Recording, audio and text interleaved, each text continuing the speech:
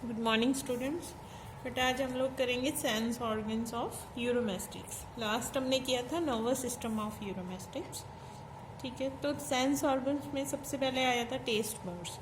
Basically taste buds हैं जो वो कहाँ पे प्रेजेंट होते हैं, टंग पे प्रेजेंट होते हैं। बट इन केस ऑफ यूरोमेस्टिक्स ज़्यादा नंबर नहीं होता टेस्ट बर्ड्स का ऑन द टंग। ठीक है, तो थोड़े बहुत होते हैं।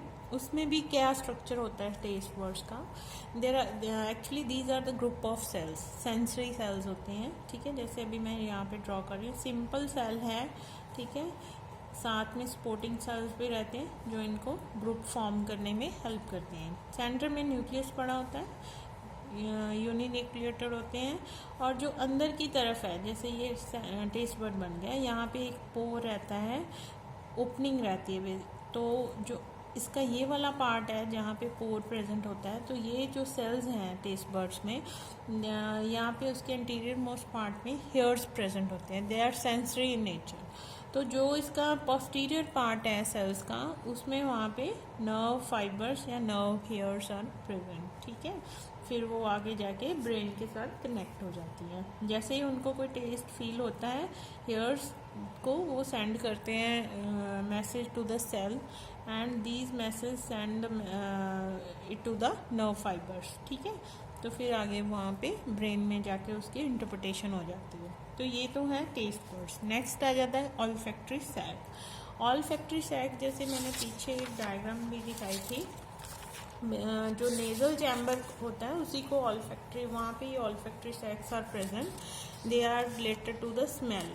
ठीक है, तो जो नेजल चैम्बर है यूरोमेस्टिक्स का, it is divided into the two parts. ठीक है, आगे वाला जो पार्ट होता है उसको वेस्टिब्यूल कहते हैं, पीछे वाला जो होता है उसको नेजल सैक भी कहते हैं। उसमें क्या है, जो आगे वाला पार्ट है वो रेस्पिरेशन के लिए यूज़ होता है नेजल सैक का, और जो पीछे वाला पार्ट है वो ऑल्फैक्टरी या स्मेल, जो स्मेल से रिलेटेड थिंग्स हैं उसके लिए यूज़ होता है। ठीक है, तो इसमें क्या है, जो पीछे वाला पार्ट है उसमें ये ऑल्फैक्टरी सेल्स प्रेजेंट होते हैं। ये सिंगल सेल होते हैं, ऐसे लाई करते हैं।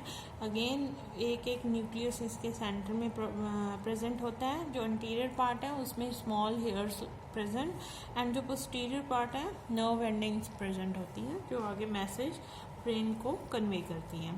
तो apart from these olfactory sac in the posterior part of the nasal chamber there are concha is a projection। ठीक है, एक कॉन्का नाम का एक स्ट्रक्चर प्रेजेंट होता है। ये जैसे फोल्ड होता है एक तरह से 90 डिग्री एंगल पे। ठीक है, तो ये स्ट्रक्चर को कॉन्का कहते हैं। इसके ऊपर भी ऑल्फैक्टरी सेल्स हैं जो प्रेजेंट रहते हैं, जो स्मेल करने के लिए रिस्पॉन्सिबल रहते हैं। ठीक है, कैसी हवा आ रही है, फाउल है या गुड एयर क्वालिटी है, तो वो सारा कुछ कौन बताता है, ऑल्फैक्टरी सेल्स। ठीक है, नेक्स्ट आ जाता है जैकॉब्सन्स ऑर्गन। ठीक है, जैकॉब्सन ऑर्गन के लिए ये आपने करना है, शॉर्ट क्वेश्चंस में ज़्यादातर ये आ जाता है क्वेश्चन।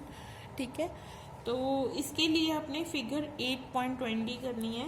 इसमें अगर आप जो टीएस सेक्शन इसका माउथ पार्ट का दिखाया हुआ है, उसमें जो नेजल कैविटी है, ठीक है, ये लीफ लाइक स्ट्रक्चर दिख रहा है, it is a nasal cavity, उसके जस्ट बिहाइंड, ठीक है, जो जैकॉब्सन ऑर्गन है वो पड़ा हुआ है। ठीक है, अगेन ये ऐसे जैसे पत्तियाँ होती हैं, ठीक है, प्लांट्स की, वैसे ही एक तरह का इसका स्ट्रक्चर है। इसको भी ये भी स्मेल के रिलेटेड ही काम करता है। फूड जो खाते हैं लिजर्ड, वो कैसी स्मेल करता है, जहाँ जो हवा ले रहा है, ठीक है, through the mouth in the buccopharyngeal cavity nasal chamber, ठीक है, उसमें कौन से उसका क्या स्मेल है, तो वो ये जैकॉब्सन ऑर्गन डिसाइड करता है, ये मैसेज सेंड करता है ब्रेन को। ठीक है, तो ये तो है जैकॉब्सन ऑर्गन, ये आपने करना है, छोड़ना नहीं है। ठीक है, नेक्स्ट आ जाता है आई, और यहाँ इसको ऑर्गन ऑफ साइट भी बोलते हैं। इसमें आपने फिगर करनी है 8.21। अगर आई का स्ट्रक्चर करें, it is somewhat like the frog eye. ठीक है, जो हमने पिछले सेमेस्टर में किया था। अगर इसका अभी देखते हैं, एंटीरियर पार्ट में डिवाइड कर लो, एक पोस्टीरियर पार्ट में डिवाइड कर लो आई को। ठीक है। पोस्टीरियर पार्ट में जो पार्ट रहता है वो क्या मसल्स के साथ कवर रहता है, जो दिखाई नहीं देता हमें। इंटीरियर पार्ट है जो लेंस या कॉर्निया, ठीक है, ये जहाँ कंजक्टिवा वगैरह जो लेयर्स आ जाती हैं, जो अगले वाला पार्ट है जो हमें दिखता है बेसिकली, उसको इंटीरियर पार्ट कहते हैं। ठीक है। जो पोस्टीरियर पार्ट है, there are 3 layers are present. Interior most layer है जो, ठीक है, या आउटर मोस्ट कह लो, आउटर मोस्ट लेयर है जो पोस्टीरियर पार्ट में आई के, वो होती है स्क्लेरोटिक। ठीक है। स्क्लेरोटिक जो लेयर होती है, इसका मेनली फंक्शन ये होता है, ये गिव्स द प्रोटेक्शन, ठीक है, give the shape and structure to the eye. ठीक है। तो ये हार्डेस्ट लेयर होती है आई की, स्क्लेरोटिक लेयर। उसके अंदर जो सेकेंड लेयर आ जाती है वो आ जाती है कोरोइड। ठीक है। अब कोरोइड में जितनी भी मैक्सिमम ब्लड सप्लाई है या नर्व सप्लाई है वो रहती है। ठीक है। It is the second most layer in the posterior part of the eye of the Uromastix, right. और इनर मोस्ट लेयर आ जाती है बेटा रेटिना, जिसको optical part of the retina या retina eye, optical part of the eye भी कहते हैं, जिसको उसका अनदर नेम कहते हैं हम लोग रेटिना। मतलब क्या है, जो rods and cone type of cells होते हैं जो विजन के लिए रिस्पॉन्सिबल होते हैं, जिसके ऊपर वो इमेज बनती है, all those type of cells are present in the retina और inner most layer of the posterior part of the Uromastix, right. और एक और स्ट्रक्चर आपको दिखेगा यहाँ पे, ब्लाइंड स्पॉट। ये वो जगह है आई के पीछे जहाँ पे कोई इमेज फॉर्म नहीं होती, मतलब देर आर नो रॉड और cone type of cells are present here. तो यहाँ पे प्रेजेंट क्या है, यहाँ पे ऑप्टिक नर्व्स होती हैं, वो आई को ज्वाइन करती हैं। ठीक है। तो रेटिना, कोरोइड, ठीक है, या स्क्लेरोटिक, तीनों लेयर्स यहाँ पे एब्सेंट रहती हैं, तो इमेज भी नहीं फॉर्म होती, तो उस रीजन को हम लोग कहते हैं ब्लाइंड स्पॉट। ठीक है। तो ये तो है पोस्टीरियर और पार्ट ऑफ द आई। तो जो पोस्टीरियर पार्ट, जो ये लेयर्स हैं, वो एक कैविटी को सराउंड कर रही हैं, उस कैविटी को बोलते हैं विट्रस चैम्बर। ठीक है। यहाँ पे फ्लूइड फिल्ड रहता है इस कैविटी में, विट्रस चैम्बर में, विट्रस फ्लूइड कहते हैं उसको।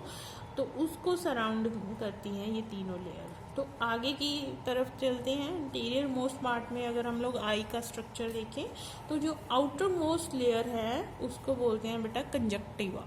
ठीक है। Conjunctiva is a layer which provides mucus as well as protection to the lens. ठीक है। उसके बाद नेक्स्ट लेयर आ जाती है कॉर्निया। ठीक है। Cornea is followed by a chamber which is known as a aqueous chamber. इसमें फ्लूइड रहता है, एक्वस फ्लूइड। ठीक है। तो aqueous chamber is followed by a lens, by convex lens रहता है, दोनों तरफ से कन्वेक्स उसकी फॉर्मेशन होती है, क्लियर रहता है, ट्रांसपेरेंट लेंस होता है, इसी थ्रू इसके ये लाइट है जो रेटिना के ऊपर स्ट्राइक करती है, फिर फर्दर उसकी वहाँ पे इमेज बनती है। ठीक है। अब जो लेंस है उसको किसने होल्ड किया हुआ है, there are 2 types of muscles are present. एक तो है सिलरी बॉडी, ठीक है, ऊपर और नीचे दोनों प्रेजेंट रहती है, सिलरी बॉडी मसल्स होती हैं, मॉडिफाइड मसल्स हैं ये। ठीक है। एक है आइरिस। आइरिस क्या है, आइरिस जो contraction and relaxation of lens है वो कंट्रोल करती है आइरिस।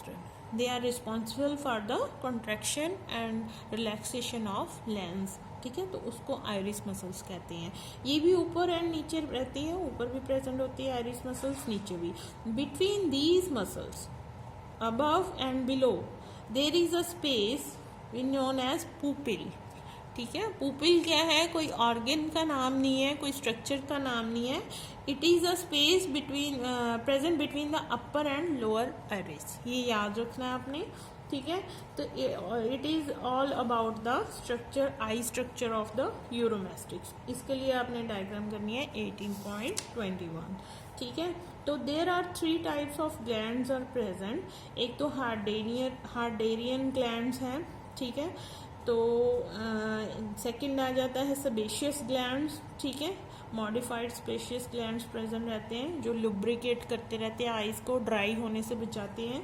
थर्ड आ जाता है लैक्रिमल ग्लैंड। ठीक है। लोअर आईलिड में ये प्रेजेंट होते हैं।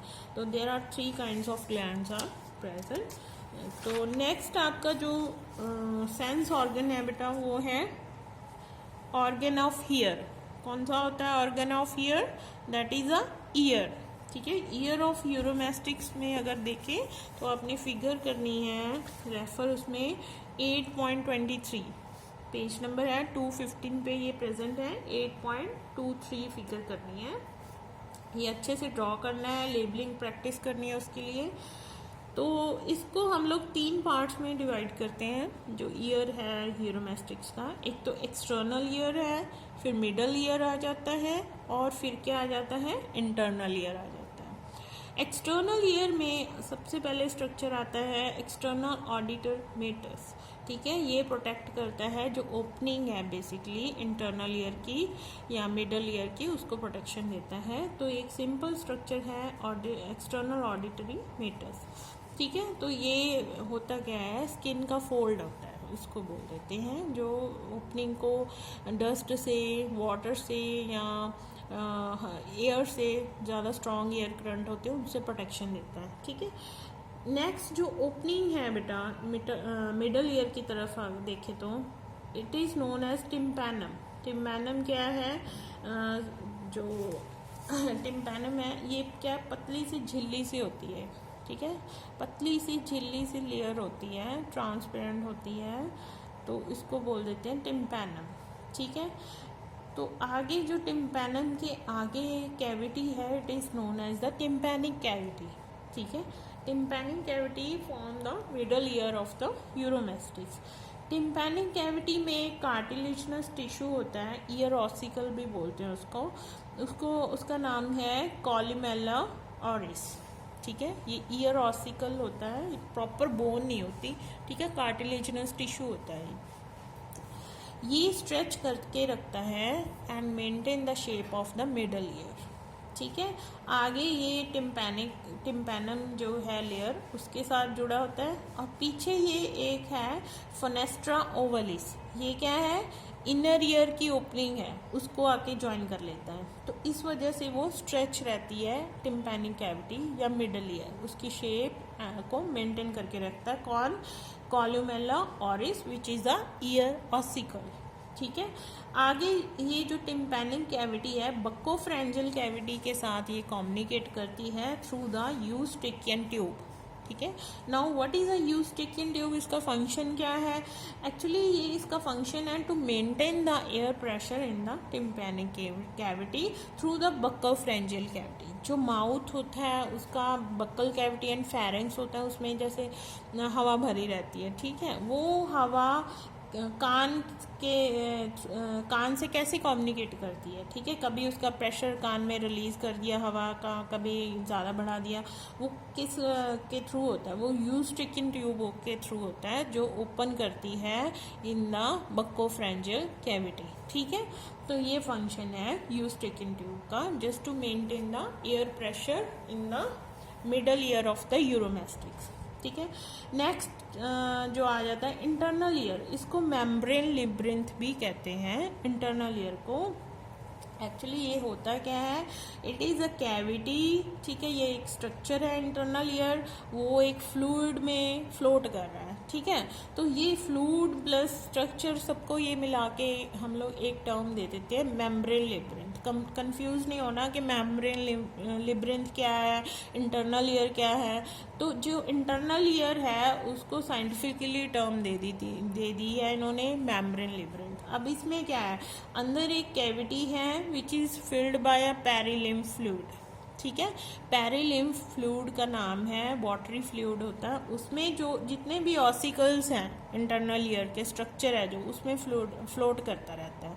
ठीक है, आगे उसका स्ट्रक्चर देखें, देयर आर 3 काइंड ऑफ जो है circular semi circular ducts are present. Now see, first one is anterior vertical semicircular duct. ठीक है, this one is a anterior semicircular duct. Same way posterior semicircular duct है, and third one is a horizontal semicircular duct.